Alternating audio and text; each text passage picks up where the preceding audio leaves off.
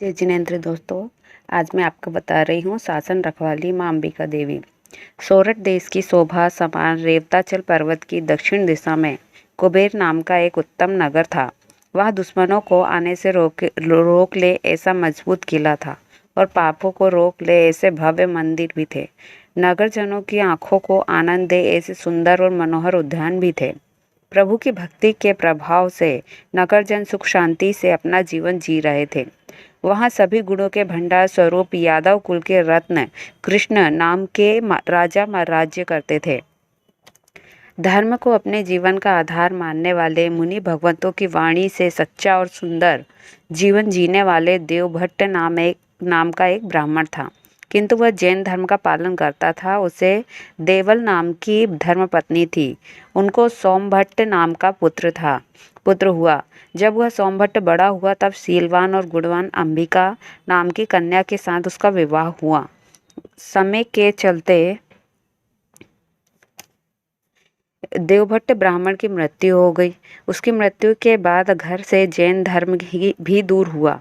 उसके जाने के बाद उसके घर में श्रद्धा के दिनों में कौओं को अन्न देना, हर रोज पीपल के वृक्ष की पूजा करना इत्यादि अंधश्रद्धा के कार्य होने लगे।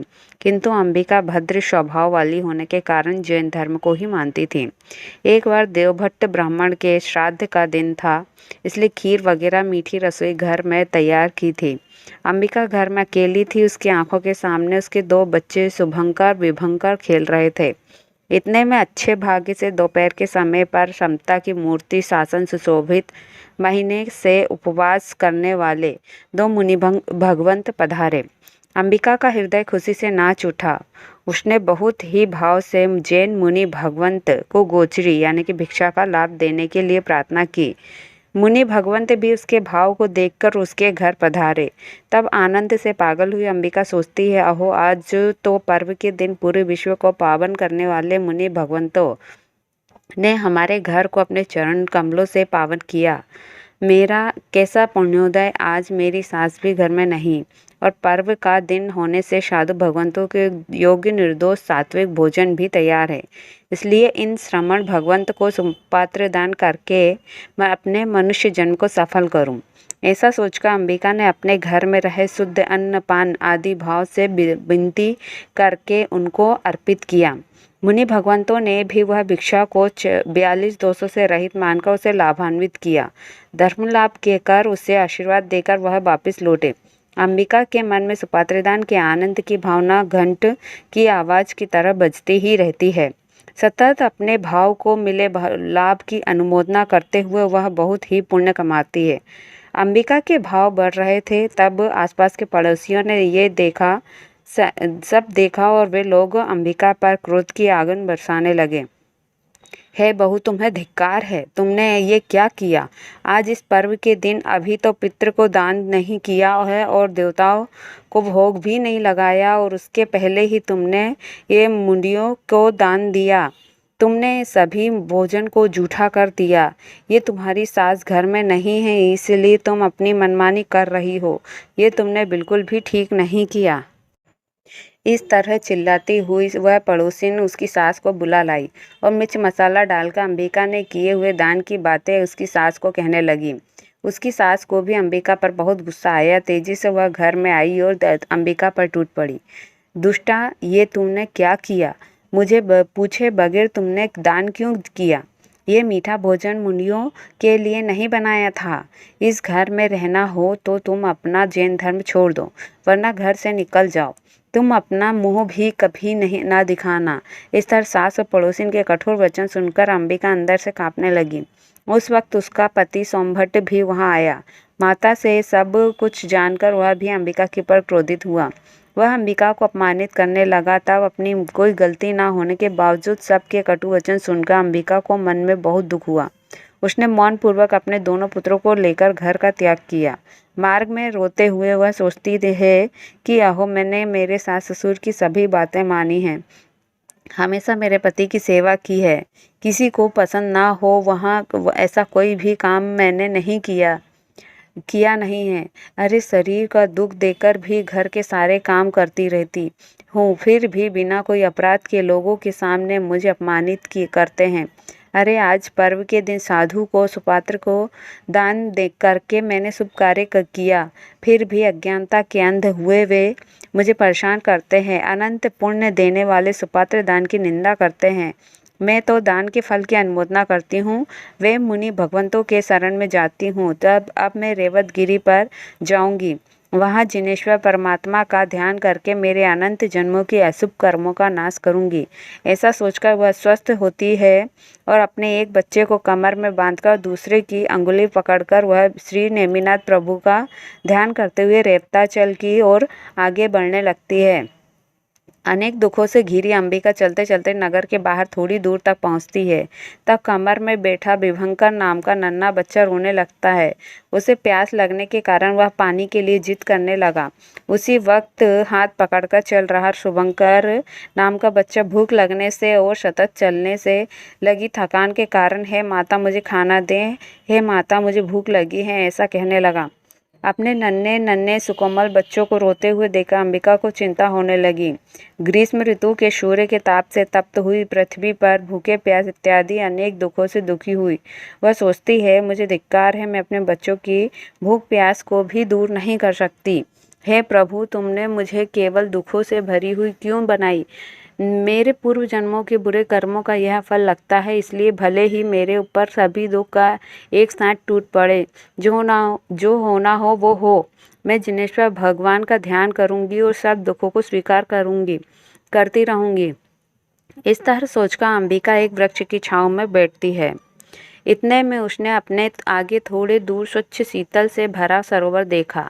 उसकी दोनों ओर पके हुए आम्र के वृक्ष देखे। अंबिका ने तुरंत ही बच्चों को सरोवर का पानी पिलाया और आम्र फलों को भोजन करवाया। बच्चों की भूख अब भाग गई, प्यास मिट गई। मुनि दान का यह फल कैसे तुरंत ही प्राप्त हुआ? ऐसा सोचकर गिरनार के गाने गाती है भगवान नेमिनाथ का ध्यान करते अंबिका फिर से गिरनार की दिशा में चल पड़ी। इस ओर अंबिका की सास देवल मुनि दान के कारण बचे हुए भोजन को जूठा मानकर नया भोजन बनाने के लिए बर्तनों को देखती हैं। देखने के लिए ज्यों ही उसने बर्तन खोले त्यों ही देखा कि जैसे पारसमणि के स्पर्श के पत्थर भी सोना बन जाता है, वैसे सुपात्रदान के प्रभाव से वे सभी बर्तन स्वर्ण के हो गए थे और भोजन से भरे हुए थे। अब अचंभित हुई देवल सोचती है, अरे बिना किसी अपराध साक्षात लक्ष्मी बहू जैसी बहू को मैंने घर से बाहर निकाल दिया, मुझे धिक्कार है। उसी समय आकाश में वे से दिव्य आवाज आती है, अरे भाग्य विहीन अंबिका, के सुपात्रदान का अंश ही तुम्हें दिखाई दिया है। अतिशय पुण्यशाली अंबिका तो सुपात्रदान के फल स्वरूप योग्य और उत्तम स्थान पाएगी। ऐसी वाणी सुनकर देवल डर गई और अंबिका को खोजकर वापस ले आने के लिए सोमभट्ट को भेज दिया। माता की बात सुनकर सोमभट्ट को भी अपनी भूल का पश्चाताप हुआ। उसे अंबिका के लिए अत्यंत आदर भाव हुआ। खुद की निंदा करता हुआ जल्दी से नगर से बाहर निकलकर जंगल के मार्ग की ओर आगे बढ़ा। तब दूर से दो बच्चों के साथ लेकर सरोवर और आम्र वृक्षों को छोड़कर आगे बढ़ रही अंबिका को उसने देखा। खुश होकर सोमभट्ट ने आवाज लगाई, ओ अंबिका मेरी प्रिया, तुम थोड़ी देर रुक जाओ, मैं आ ही रहा हूँ। जंगल के शांत वातावरण में किसी की आवाज़ सुनकर अंबिका भयभीत हो जाती है।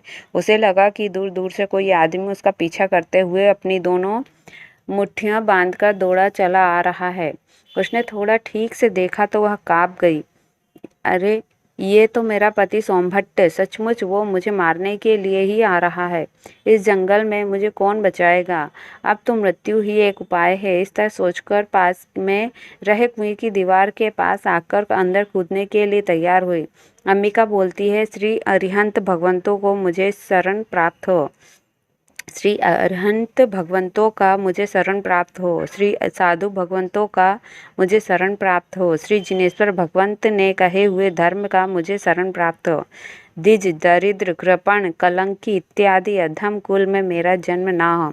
साथ में जहाँ धर्म ना हो ऐसा अनार्य देश में मेरा जन्म ना हो। यह मुनि भगवंत को किए हुए सुपात्रदान के प्रभाव से देव गुरु धर्म को जानने वाला श्रेष्ठ परिवार में तथा आर्य देश में मेरा जन्म हो।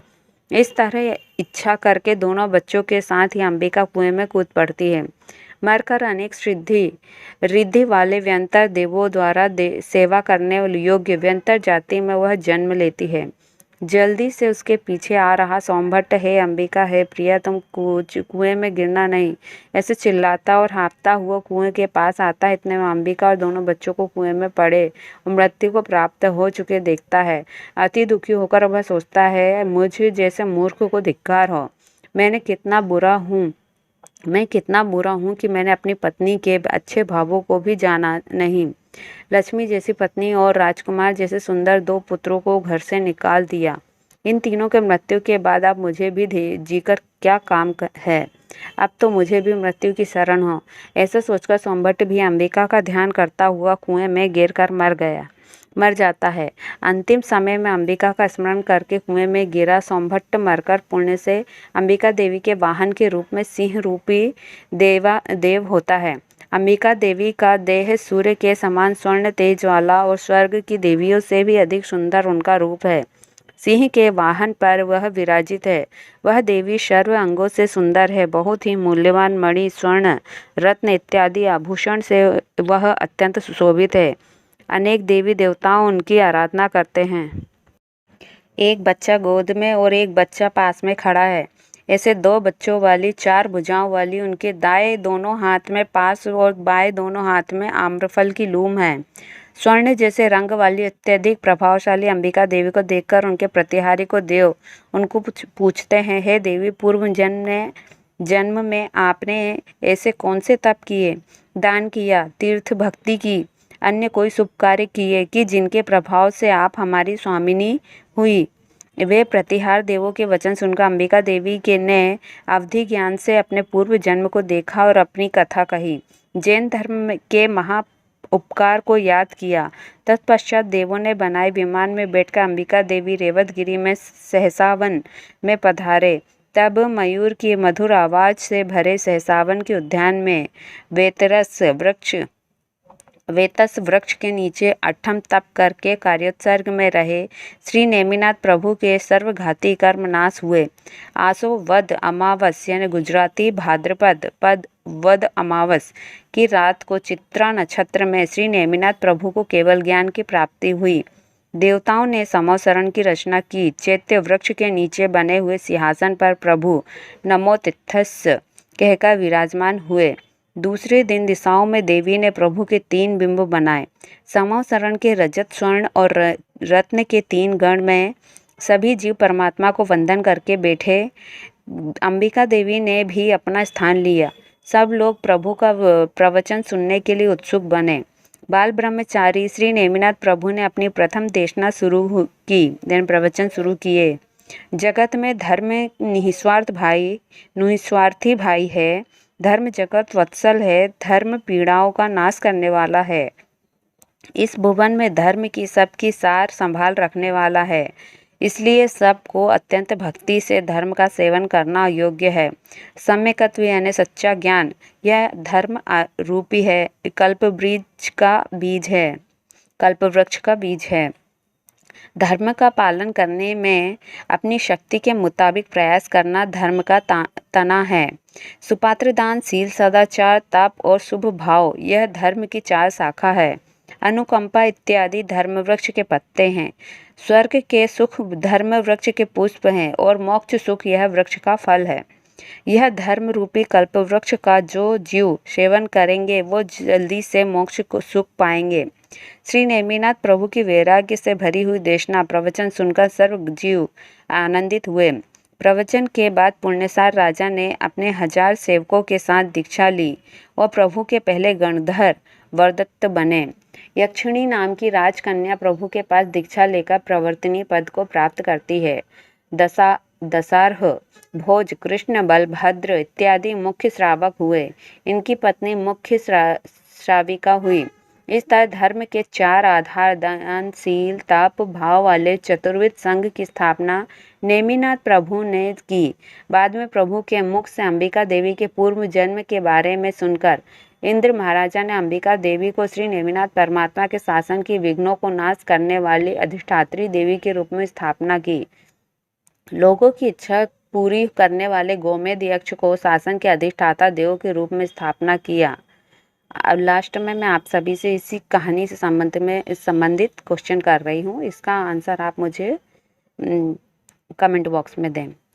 पहला क्वेश्चन है, मुनि भगवान कितने दोष रहित भिक्षा ग्रहण करते हैं? दूसरा प्रश्न, सुपात्र दान के महाप्रभाव से क्या हुआ? तीसरा प्रश्न, धर्म के कितने प्रकार हैं, उनके नाम दीजिए। चौथा प्रश्न है, कुएं में गिरने से पहले अंबिका किसका स्मरण करती है?